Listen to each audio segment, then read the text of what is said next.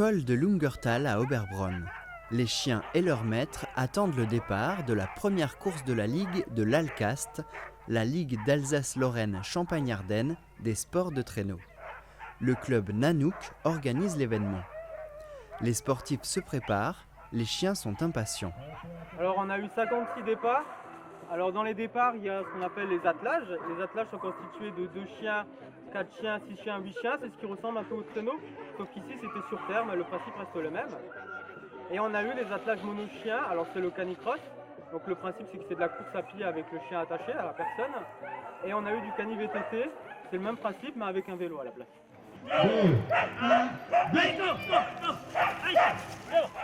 Les plus gros attelages sont partis les premiers. 3, 2, 1, go!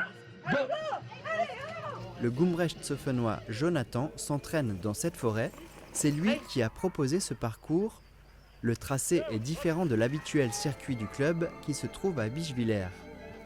La difficulté, 9 km et surtout 250 mètres de dénivelé. Cela n'empêche pas les concurrents et les chiens d'apprécier la journée. Bien, je sais, très bien, continue.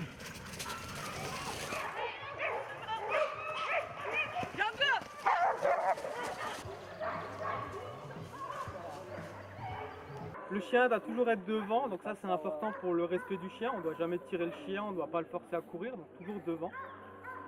Donc l'objectif principal de la majorité des concurrents, ça reste de prendre du plaisir avec son chien. La majorité viennent vraiment pour ça.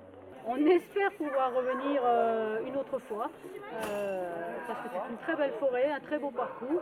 Et effectivement, nos chiens ont beaucoup apprécié ce sol qui n'est absolument pas agressif pour les pattes. Et ces parcours, et bien sûr ce dénivelé, et notre chère Alsace qui est si belle. Vient l'heure des résultats. Les attelages et VTT les plus rapides ont parcouru les 9 km en un peu plus de 30 minutes.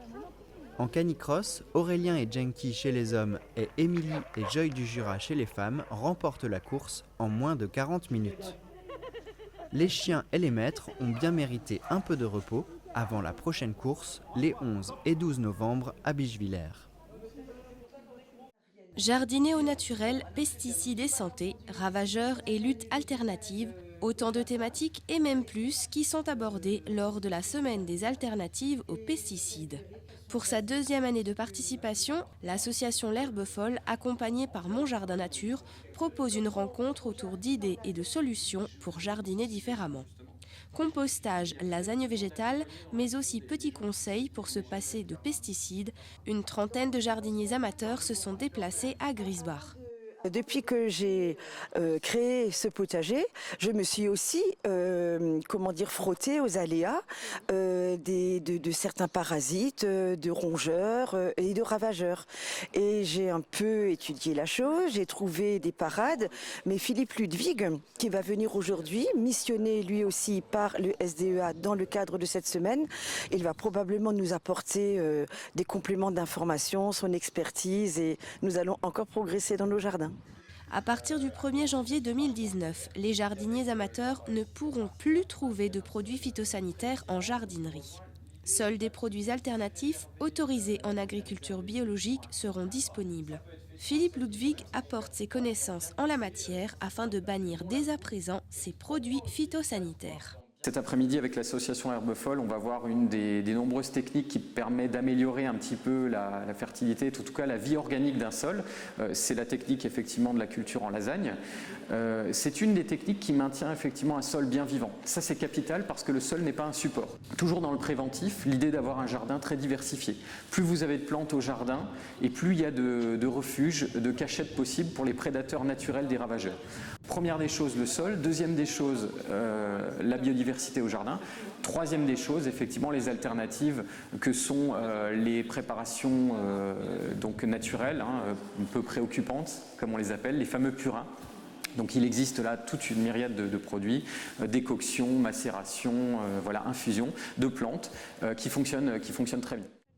Les curieux ont pu observer le jardin potager de Martine Hetzel, encore en préparation pour le printemps, mais les quelques années de technique de lasagne végétale laissent voir un résultat convaincant. L'après-midi se termine par des questions-réponses plus précises, parfois au cas par cas, à chacun son jardin naturel. Philippe Ludwig propose encore un dernier conseil, écoutez bien. Garder une place pour l'ortie, garder une place pour des herbes folles au jardin, de changer un petit peu du modèle du béton vert, comme on l'appelle souvent, c'est-à-dire d'un gazon tondu trop court avec une haie composée d'une seule espèce. Ça, c'est important. En changeant de ce modèle, on abrite tout un tas de prédateurs naturels des ravageurs et ça change complètement et notre regard sur le jardin et ça donne la possibilité à ces espèces de vivre et de cohabiter finalement avec nous. Bonjour à tous, bienvenue sur TV3V. Aujourd'hui, nous sommes à la ferme bleue à Utenhofen, que vous connaissez bien.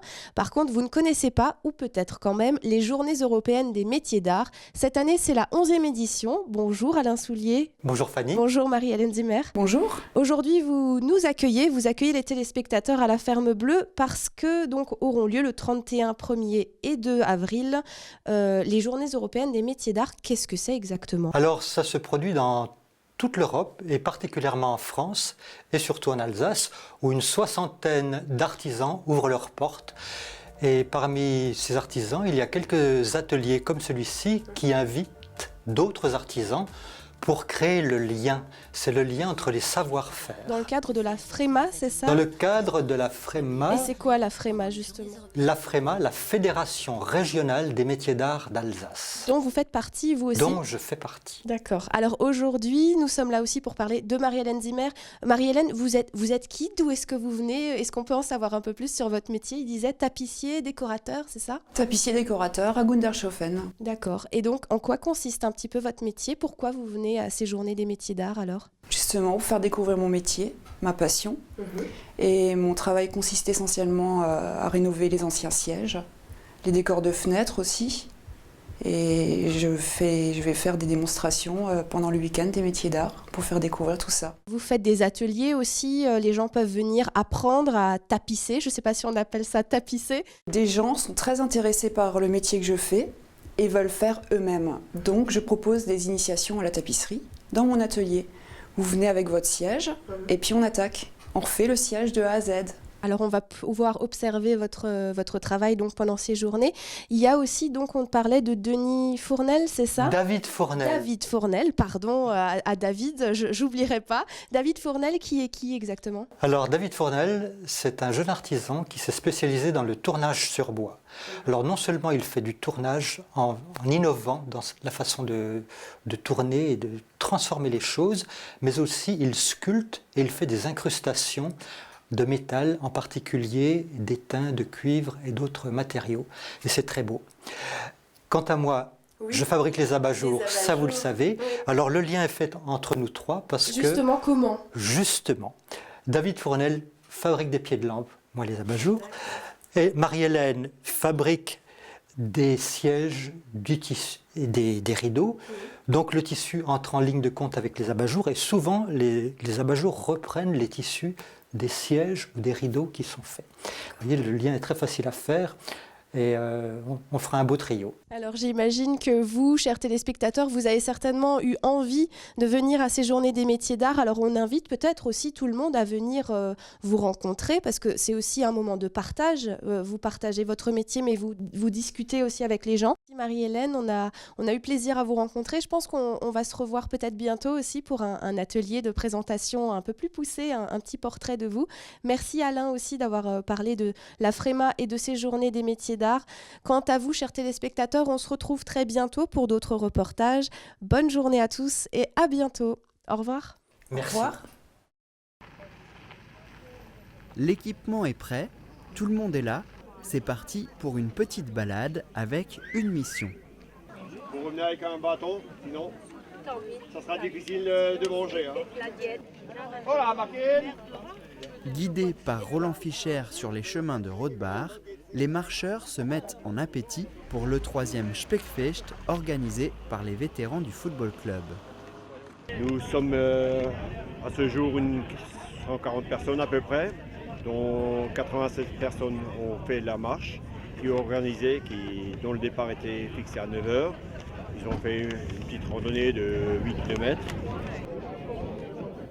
De retour à l'étang Siffersmat, personne n'avait oublié son bâton pour cuire la viande. L'accessoire est indispensable, il fait tout le charme de cette manifestation.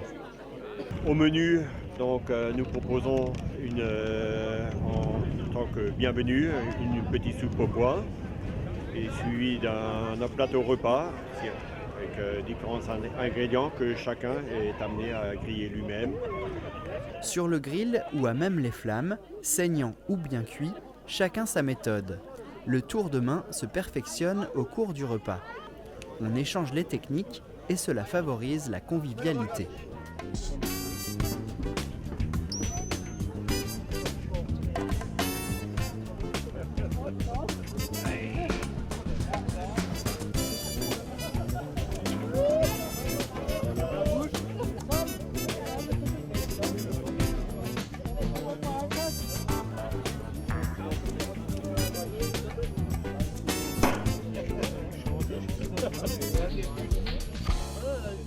Les habitués connaissent déjà la date du prochain Speckfest de Rothbard. Vous pouvez déjà vous noter cette date-là. C'est toujours le deuxième dimanche de mars. En parallèle, nous avons également le deuxième samedi d'octobre. Nous organisons une soirée Jean Bruno qui se passe à la salle polyvalente et qui, tous les ans, nous ramène de plus en plus de succès. Comme dit, le succès appelle le succès. Voilà.